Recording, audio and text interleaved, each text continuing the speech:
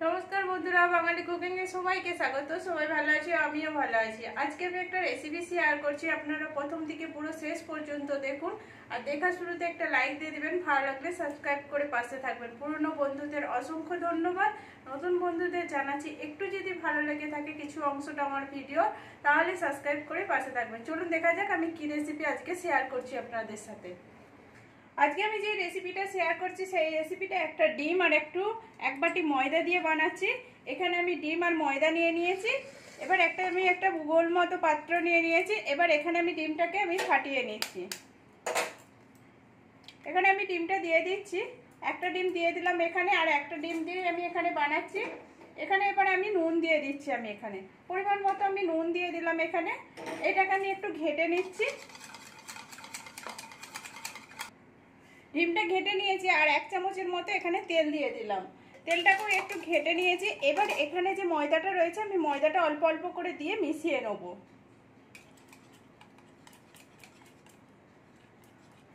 এখন এখানে আমি এইটা ভালো করে মিশিয়ে নিয়েছি। আর এইটাকে এখানে আমি যে ময়দাটা দিয়েছি ময়দাটার পরিমাণেও আমি নুন দিয়ে দিয়েছি, সেই জন্য আমি আর নুনটা দিচ্ছি না। এখানে আমি ভালো করে মিশিয়ে পুরো একটা ব্যাটার বানিয়ে নিচ্ছি।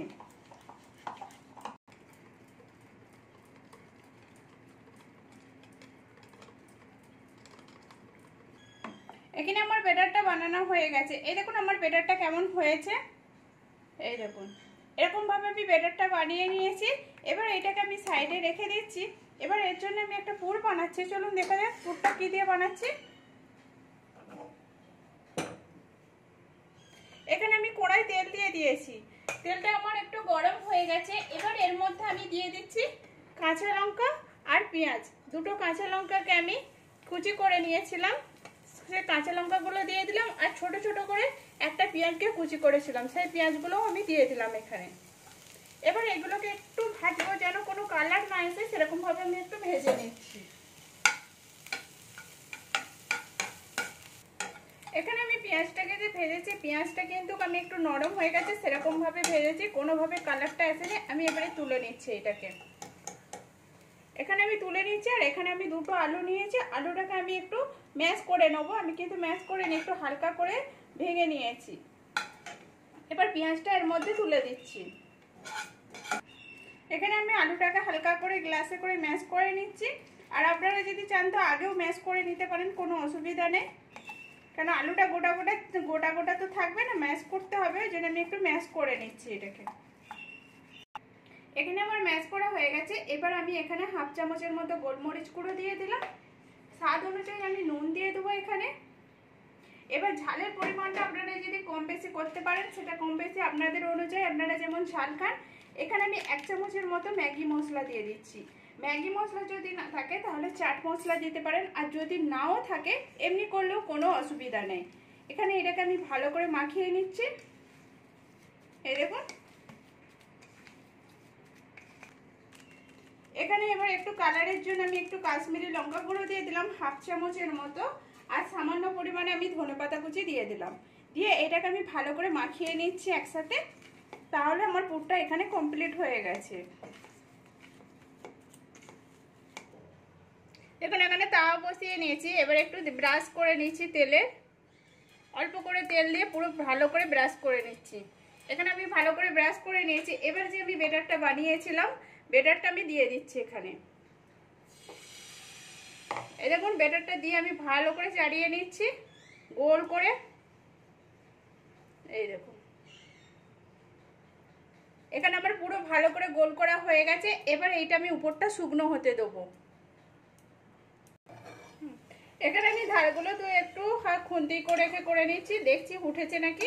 এখানে আমার পুরোটাই হয়ে গেছে। এবার আমি কি করব, একটা প্লেটে করে উপর করে দিচ্ছি। এই দেখুন আমি উপর করে দিয়েছি, তার মানে আমার পুরোটা ভালো করে উঠে গেল, কোনো হাতে লাগলো না, কোনো কিছু ভাঙবে না। এরকম করে আমি সবগুলোই বানিয়ে নিচ্ছি একইভাবেতে। আমি একটু জল দিয়ে দিলাম, এই জন্য জলটা দিলাম যে তাওয়াটা বেশিভাবে গরম হয়ে গেলে সেটা ঠান্ডা হয়ে যাবে। এবার এর মধ্যে আমি একটু ব্রাশ দিয়ে দিচ্ছি, ব্রাশে করে তেল দিয়ে দিচ্ছি এটাকে। এখানে আমার সবগুলো বানানো হয়ে গেছে। আমি এটাকে এবারে সাইড করে নিচ্ছি। এখানে একটা করে আমি রুটি নিয়ে নিচ্ছি। এই দেখুন এখানে আমি রুটিটা নিয়ে নিয়েছি। যে দিকটা আমার পেছন দিকটা আমি এটা উপর দিকটা, এটা পেছন দিকটা। আমি এবারে এর মধ্যে পুর দিয়ে দিচ্ছি, আলুর যে পুরটা বানিয়েছিলাম পুরটা এবারে আমি দিয়ে দিচ্ছি এর মধ্যে। এটাকে আমি একটু চৌকো করে দিচ্ছি পুরটাকে, আর একটু ভর্তি করে দিচ্ছি। এই দেখুন এখানে এরকম করে আমি পুরোটাই দিয়ে দিলাম। এবার এইটাকে আমি চৌকো করে পাট করে নেব। এই দেখুন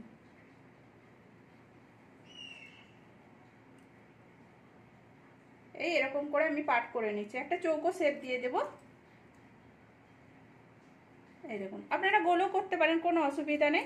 এখানে আমি চৌকো করে নিয়েছি, আর এটা আমার হয়ে গেছে। এরকম করে আমি তুলে রেখে দিচ্ছি।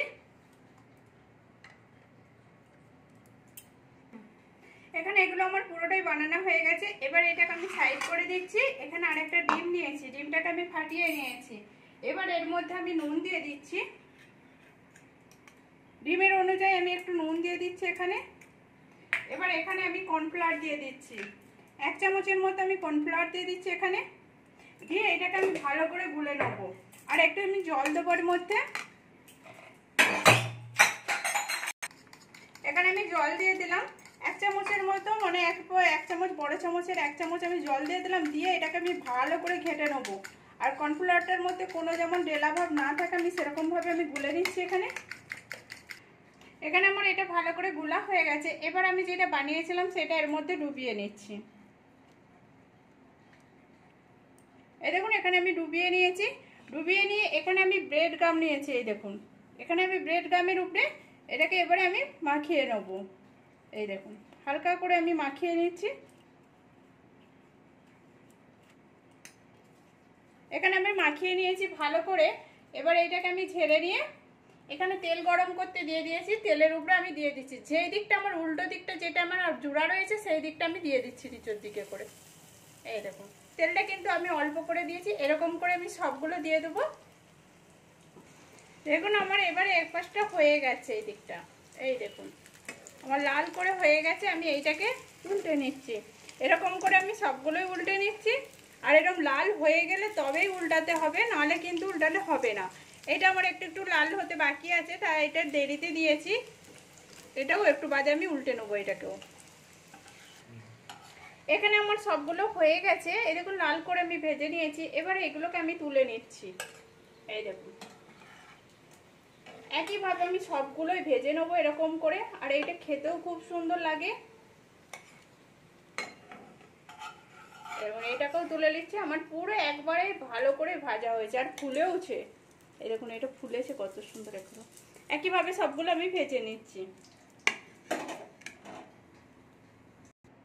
এখানে আমার পুরোটাই কমপ্লিট হয়ে গেছে। এই দেখুন কেমন হয়েছে। আর আমি একটা দেখাচ্ছি, এই দেখুন কত সুন্দর হয়েছে।